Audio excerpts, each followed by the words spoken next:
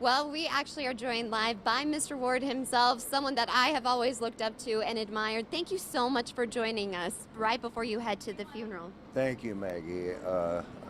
I'm honored you would want to talk with me. Thank you. Oh, no, you've covered Houston more than anyone, and Mr. Bush.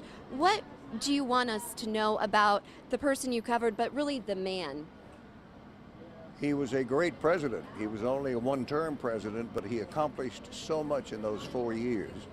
And when you look back over his life, from a World War II fighter pilot to eventually the commander-in-chief, and all of the things he did for our country, he was an amazing man, a great contributor to the United States. Now, do you have a special moment with him, whether it was an interview or a personal moment as well? I first interviewed him in 1964 at the Republican National Convention in San Francisco. Hippies had blocked the turnstiles, and I asked him about them. He said, well, if they'd go home and take a bath and put on some decent clothes, come back out here, we'd talk to them. He said, but they stink. And they did. You could smell them 20 feet away. And he never forgot that. Years later, only 3 or 4 years ago, I saw him at a restaurant and he said, Dave, you run into any hippies lately? I love it. He was a great man, he really was. And lastly, before you go, because I know you have to go, what is the thing that you will miss most? I will miss his sense of humor.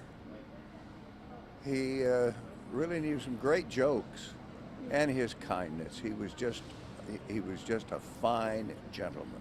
Well, as are you, Mr. Ward. Thank you so much. Maggie. God bless you. Thank you very much. Thank you, Mrs. Ward, as well. And yes, as you heard it, he was just a kind gentleman. So we have more coverage after the break. Stay tuned. Thank you again.